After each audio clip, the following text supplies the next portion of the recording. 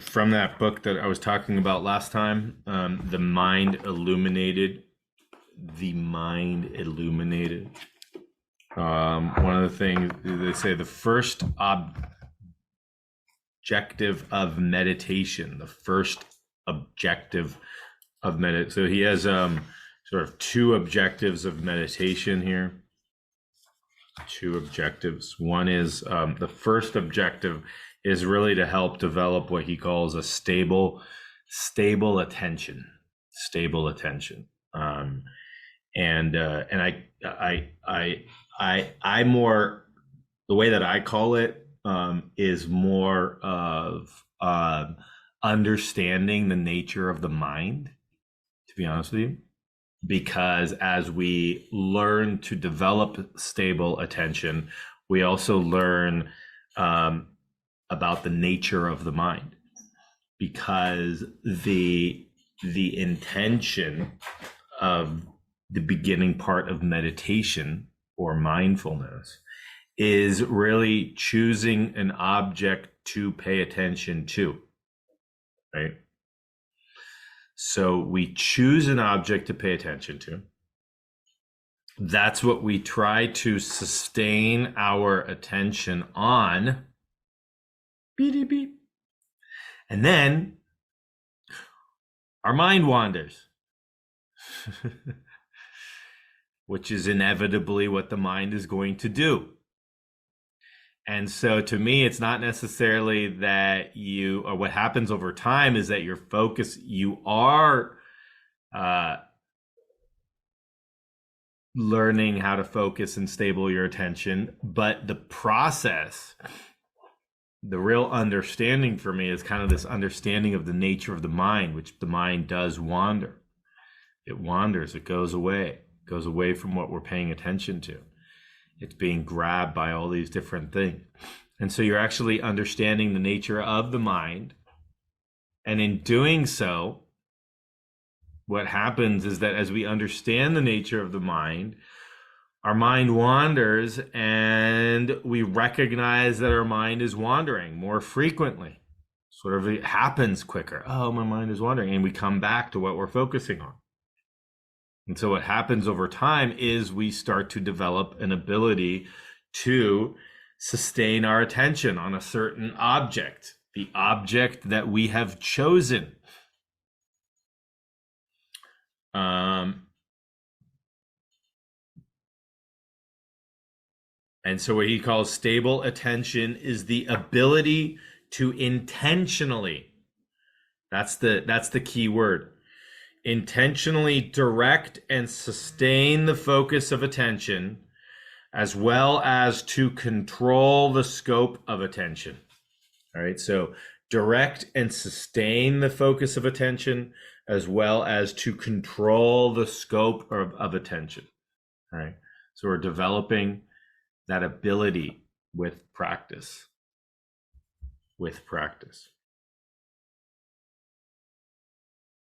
Many people, when they start a meditation practice, don't even recognize that, for instance, they have this ability to focus their attention. And so that's also a practice that's important. Okay. The second part of what he calls the second objective of meditation is he calls mindfulness. From all the research that he's put together in this book, the second objective of meditation is to develop mindfulness.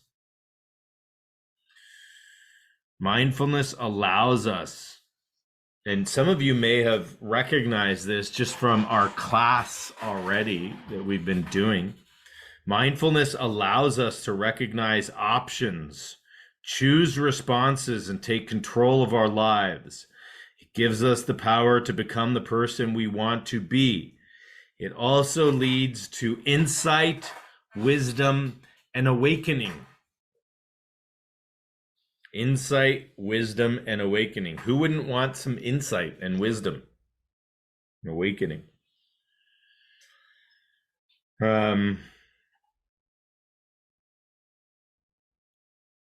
And he says mindfulness actually comes from a translation of a Pali word.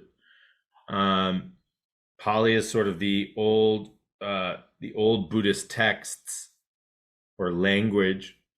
Sati. And he says this doesn't really capture the full meaning and importance of sati. Even without sati, we're always paying attention to something. But with sati, we pay attention to the right things and in a more skillful way.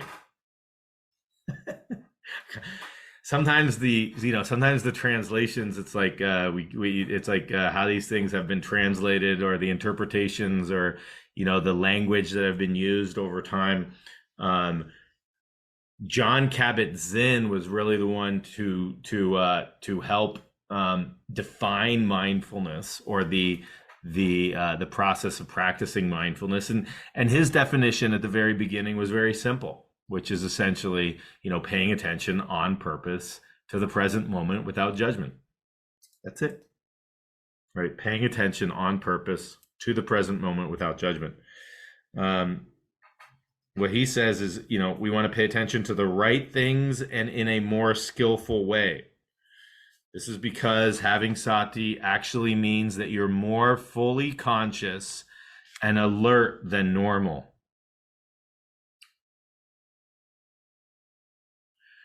A more accurate or clumsy sounding phrase for sati is powerfully effective conscious awareness, or fully conscious awareness. So last time we were talking about this difference, right, of attention and awareness. Attention is that sort of focused beam, right, that's coming. Attention is like, where are we choosing to magnify and place our attention on, where awareness is more that peripheral, what is happening in the periphery, everything that's happening. So imagine his definition of this mindfulness, right? Powerfully effective conscious awareness. Imagine if you had powerfully effective conscious awareness, or fully conscious awareness.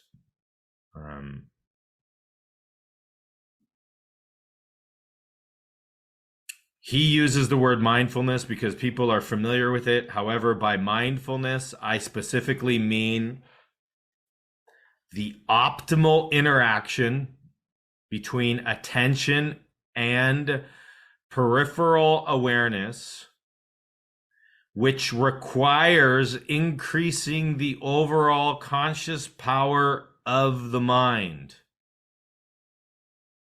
That's pretty profound. Who wants to increase the conscious power of the mind? If we had again, I say this many times, but if we had a drug that increased the conscious power of the mind, everybody would be on it. Everybody would be on it, ladies and gentlemen. Right? This is mindfulness. This is this process of mindfulness and learning the practice and increasing the overall conscious power of the mind, because we're doing it consciously. Right? So it's not at the unconscious power of the mind, it's the conscious power of the mind. It's how are you directing? And this is the key, right? Is ultimately teaching you, right? Is giving you the key, is unveiling the key that is already present within all of us. Nobody's giving it to you or anything like that. It's already present. It's already with you. Some of us, from growing up and maybe going through our childhood or whatever it might be, or just our life, it's like we forget that we have this key. We forget that we actually have conscious power of the mind and can direct our attention, and actually influence not only our experience, our quality of life, our level of suffering or not suffering, our joy, our experience of bliss with our mind, by consciously creating it, by consciously affecting it, by consciously directing it.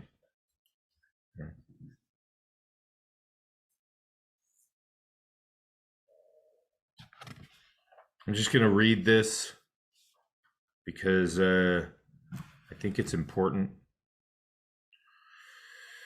Attention has a very specific job.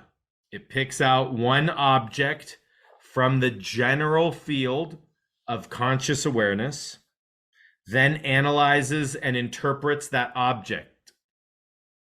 It's the faculty of attention that helps us discern between conflicting pieces of information. For instance, is that a snake in the road or just a piece of rope? Once an object of attention has been identified and analyzed, it can be further examined, reflected on, judged, and responded to. In order for this process to happen quickly and effectively, attention turns all of its objects into concepts or abstract ideas, unless, of course, the object is already a concept or idea. Generally, attention translates our raw experience of the world into terms we can more easily understand, which we then organize into a picture of reality. That's attention, right? We've all used our attention to discriminate, to discern, right? Is that a fly or a bee? Is that a spider or a piece of lint on the ground? That's attention. What are we doing in that process?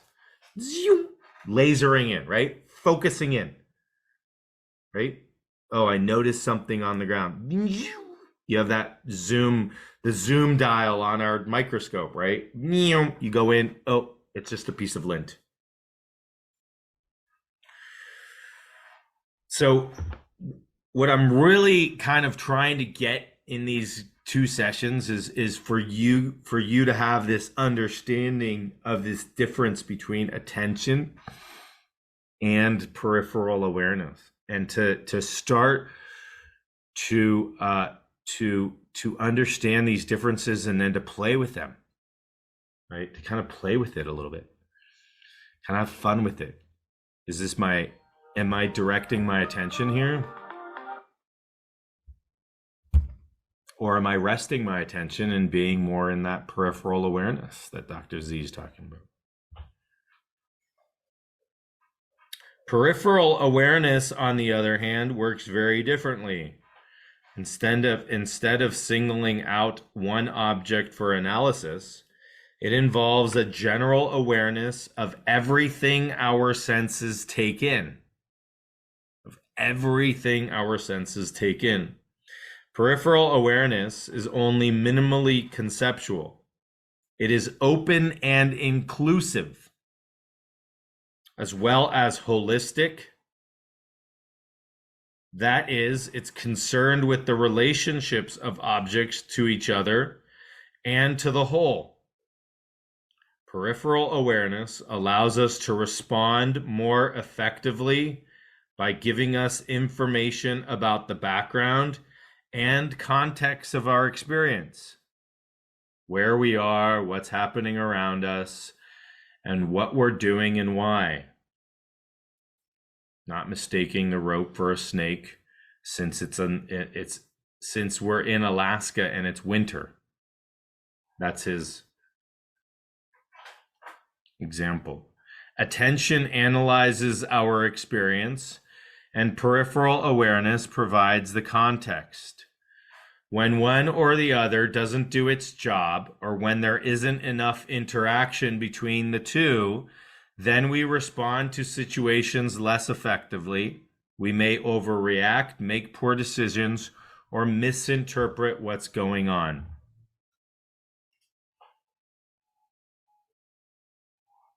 All right, and this is also just two more paragraphs here.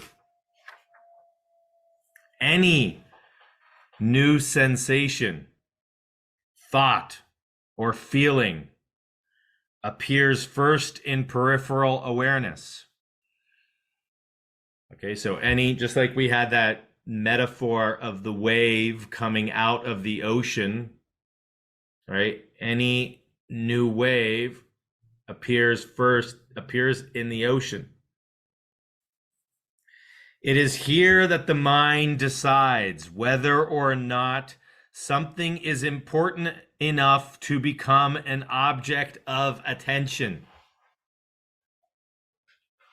That is a very important statement. I'm going to read it again. Any new sensation, thought, or feeling appears first in peripheral awareness. So it appears first in awareness. It is here. It is in that peripheral awareness that the mind decides whether or not something is important enough to become an object of attention. What does that then mean? So from this plane, right, from this space of awareness, thoughts and sensations and emotions emerge. Okay? Similar to from the ocean, these waves emerge. But we're more complex than an ocean. So what happens is that the wave in an ocean emerges and then it just crashes and it goes back down, right? Same thing. What happens for us, though, is that we have these thoughts that pop up, right? And have you ever had a thought that you just hadn't paid attention to? Sort of like you recognize it's there, that's occurring in peripheral awareness, but it just doesn't hold its energy. It's almost like a wave that's about to form but never does. Okay. Have you ever had that experience of like, oh, yeah, how many thoughts do you have? I think, we talked about this in the past. Harvard tried to do a study to show that you have 60,000 thoughts in one day. 60,000 thoughts. 98% of them you had yesterday too. All right. So here it is, right? This thought emerges, and what happens? It just falls back down. How many thoughts do you think you have? How many thoughts do you think you have that you never pay attention to, or that don't have enough glue or stickiness or what you might call importance to form something? Right? So here's a thought that's coming out of awareness. It emerges first in awareness. Beep. And we're constantly scanning our awareness.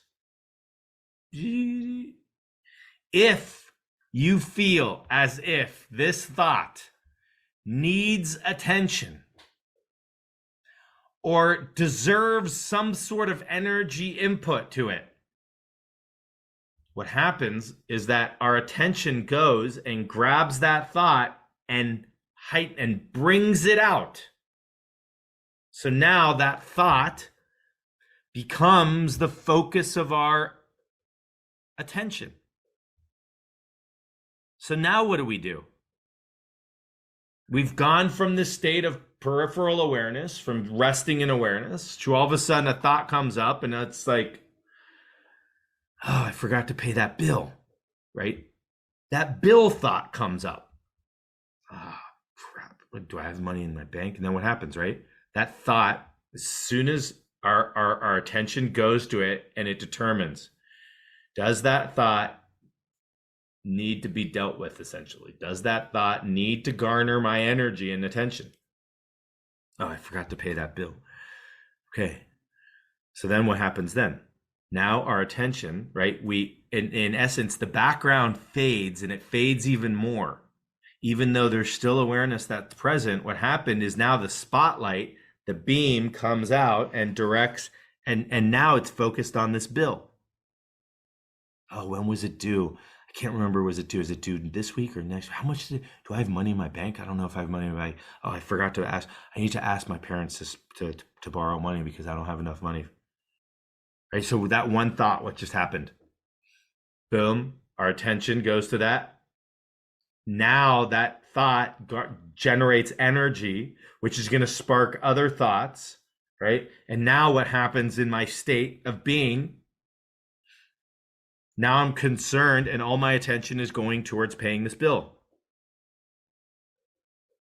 Now that might be necessary. You might have to pay that bill. But for instance, if you're in a state of meditation or practicing mindfulness, maybe it's sort of like, oh, wow, I noticed the thought that's coming up. And, I'm just not going to choose to really direct any attention to it. Now, this is something you can do. This is actually something you can do, and you can get better at it with practice. Oh, I know. I recognize that thought that tells me that I'm really bad at meditating. Right? Or that whatever it is, right? That I shouldn't be eating a bowl of ice cream while I'm sitting here in meditation. The judgments. And we choose, right? As they emerge from awareness, there's a choice of giving it energy. If we choose to give it energy, what's going to happen? Our attention is going to become like a beam, like a laser beam. It's going to go to that and it's going to magnify it. Now, the focus of your attention is that thought, whatever that is, that has appeared in awareness. But just like a wave, where the ocean doesn't care what wave comes up, if it's small, if it's large, if it's whatever it might be, it just comes up and falls back down. And so with the process of mindfulness, essentially, we can consciously choose how to garner this energy that's emerging from awareness itself. And say, yes, this is what I'm going to pay attention to. I'm just choosing not to direct attention to that. Yes, this is what I want to bring out of awareness. So, have you ever asked yourself, right now, what is it that you wish to emerge from awareness?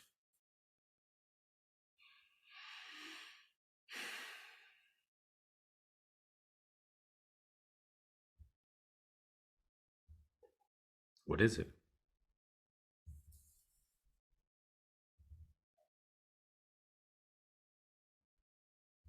Interesting, huh? All right. Peripheral awareness filters out unimportant information and captures the objects that deserve closer scrutiny by attention. This is why specific objects can seem to pop out of peripheral awareness to become the objects of attention. Attention will also browse the objects in peripheral awareness, searching for something relevant or important or just more entertaining to examine. That's a good one. This is the scanning process we describe. But what we do with attention, trains peripheral awareness to select certain things as well. If you're interested in birds, for example, peripheral awareness learns to keep watching for flying feathered object. As attention hones in on something, peripheral awareness is alert and on the lookout for anything new or unusual. When awareness takes in something that might be of interest, It frees attention from its current object and redirects it towards the new object.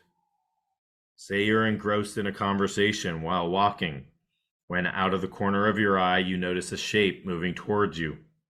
The peripheral awareness alerts attention, which quickly processes the information. We're in the bike lane and a biker is heading straight for us. So you grab your friend and step out of the way. Peripheral awareness helps us stay alert to our surroundings and to use attention as effectively as possible. When peripheral awareness doesn't do its job, attention moves blindly without guidance and can be taken off guard.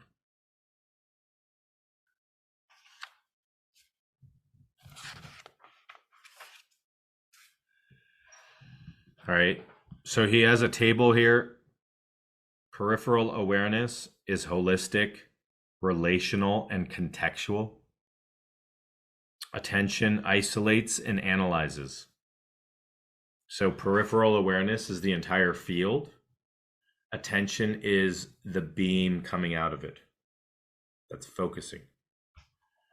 Peripheral awareness filters all incoming information. All incoming information.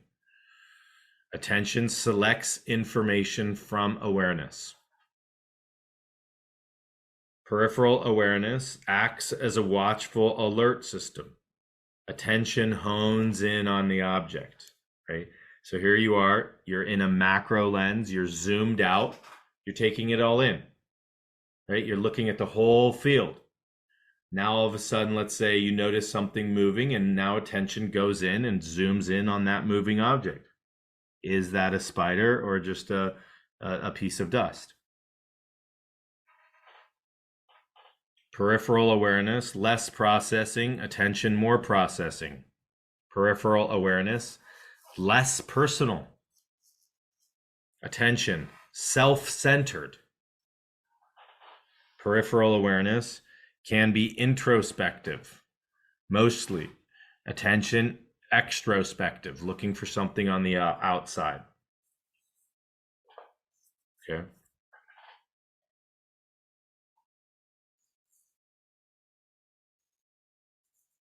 He goes on to say,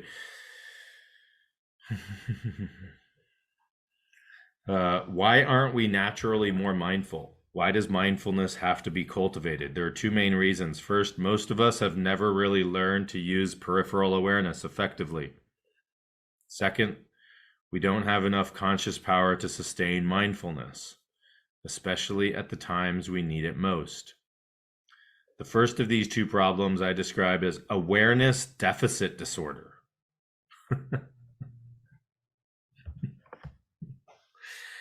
We suffer from awareness deficit disorder. This means a chronic lack of awareness due to overusing attention. Most people overuse attention because it's under direct conscious control, and peripheral awareness isn't. Awareness arises automatically.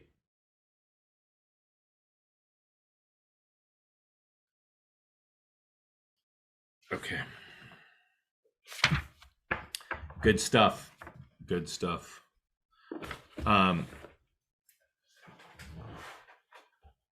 Those are some important, there's a big distinction here, and something that if you don't get this, ask questions today, tomorrow, next session. But there is a bit of this play in mindfulness and in consciousness or awareness of really kind of having fun with this, where we direct our attention and we rest our attention. And when we rest our attention, if you can imagine, right, you're opening up to that plane, that space of awareness. And in essence, you're seeing, can you rest in this space of awareness where you're just taking it all in? Right? And so initially, where the practice of mindfulness is about the focused attention, because we're starting to understand the nature of our mind, as we understand the nature of the mind and choose to rest our attention, We simply rest our attention in awareness and notice what emerges. And that's it. And in the process of doing that, essentially choosing not to direct our attention to any one particular thing.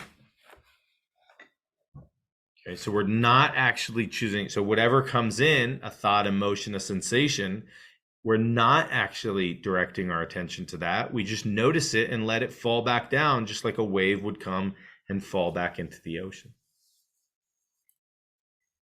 Okay.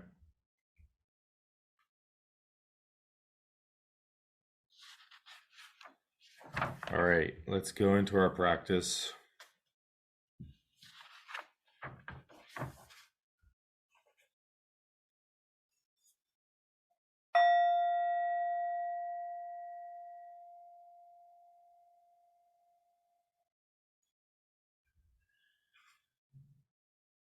Okay, so let's find a comfortable posture.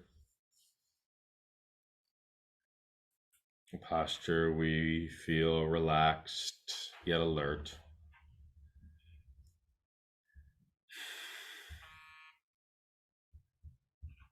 Closing your eyes if you feel comfortable closing your eyes. If not, having a soft downward gaze as if you're looking off onto the horizon.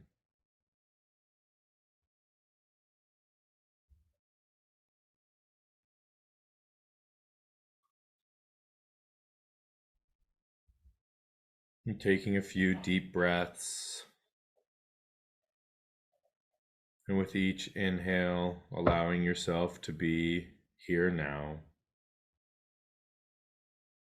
And as you breathe out, just letting yourself go. Letting yourself be just as you are. Imagining yourself as perfect, just as you are.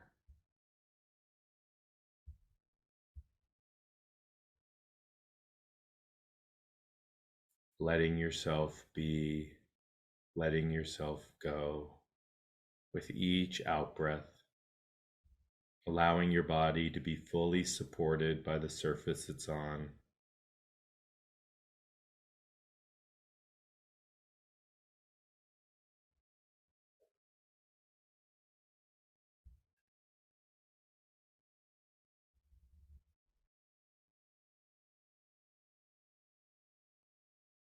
And directing your attention inward to your body, mind, and soul. And simply paying attention to your experience right now.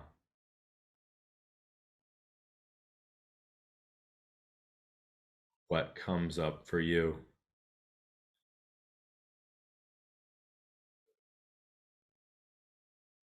In this moment.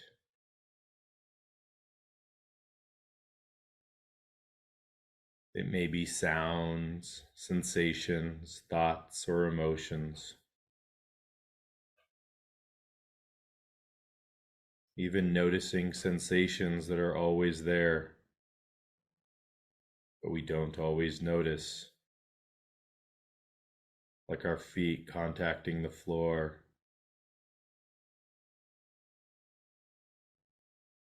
The natural rising and falling of our chest as we breathe.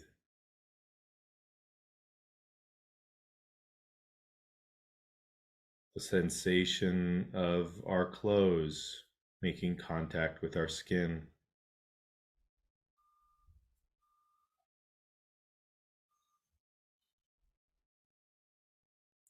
Just allowing our attention to whatever is here in this moment for us.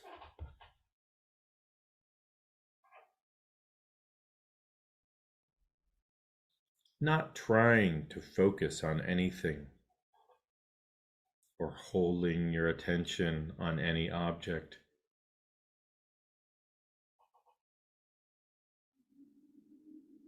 You may notice your attention wanders. It may be drawn to something, not resisting anything. Just being with what is.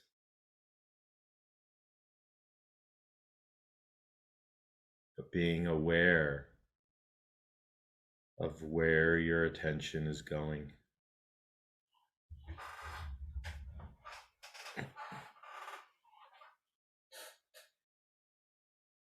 See what you notice.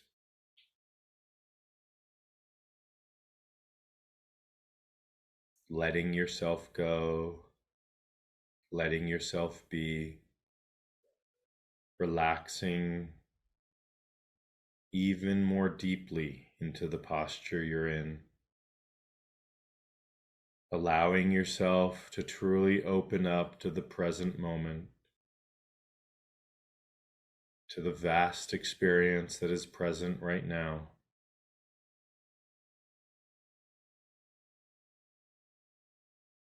And see what you notice.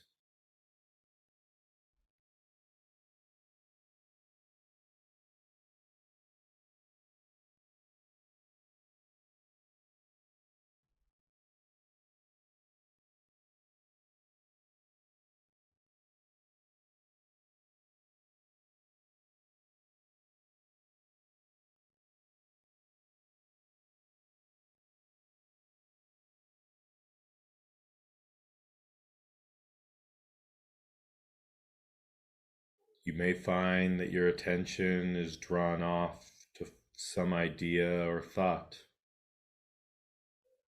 which is fine because that's what the mind does.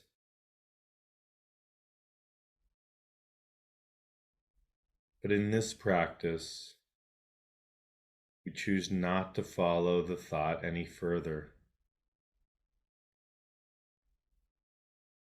When we realize we have wandered off with some thought, we choose simply not to follow it any further. And when you do, the present moment reveals itself again and again, which we call a beautiful moment of mindfulness. You may say to yourself, there it is, the present moment. Here I am, sitting here, noticing my experience, just allowing it to be as it is, just allowing it to be as it is.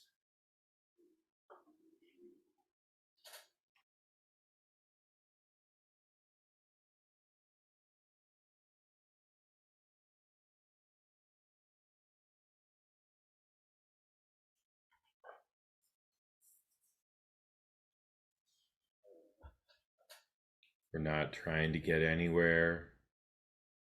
We're not trying to have anything happen. We're not trying to reach any state.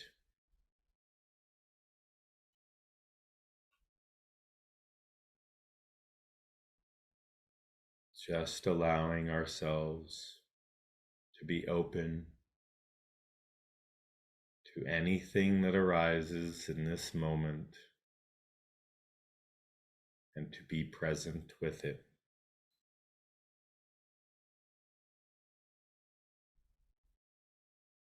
Allowing the present moment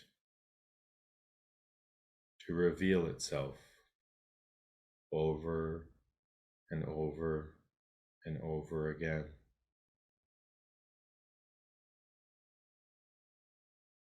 Allowing ourselves to relax, allowing ourselves to be in this moment.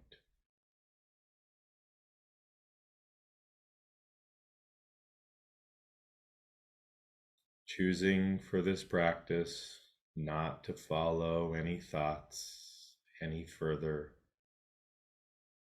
and simply noticing that they are arising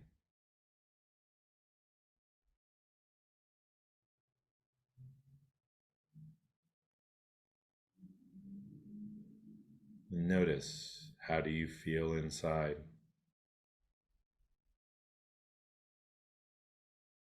How do you feel allowing our thinking and analyzing mind to soften?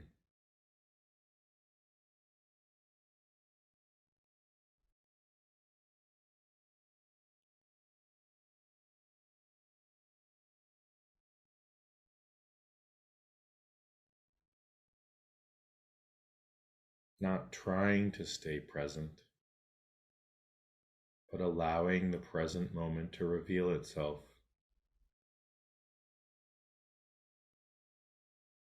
By simply noticing what is happening now.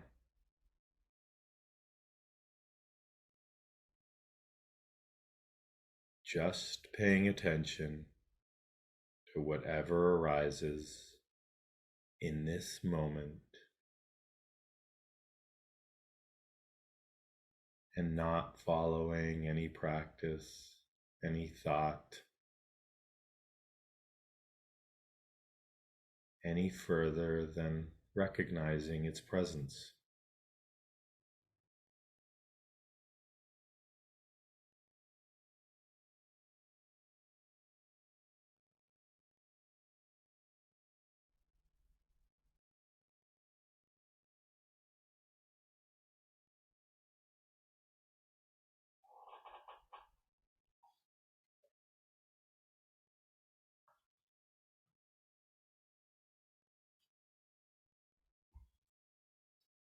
Allow the attention to relax.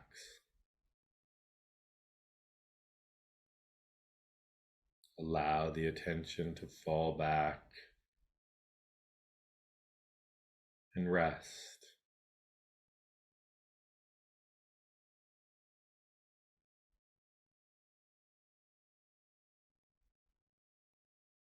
Allow the attention to return to its source, pure awareness.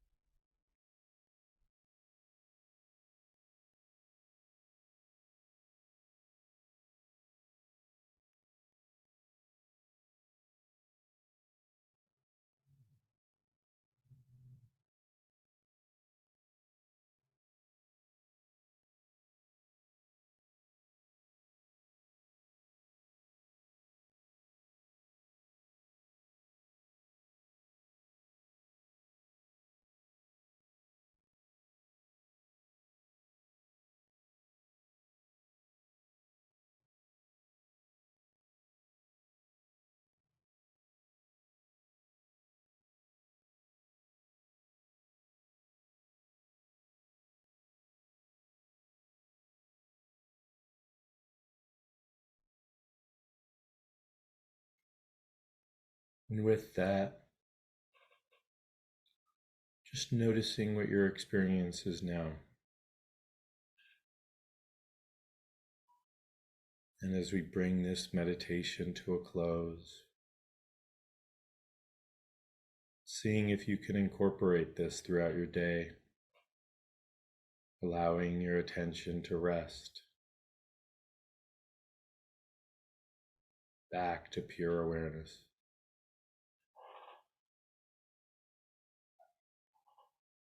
And with that, taking 2 or 3 deep breaths, feeling the inhale and the exhale as sensations in the body, stretching or moving if you feel like you need to stretch, opening your eyes if your eyes were closed, and just reflecting on your practice today.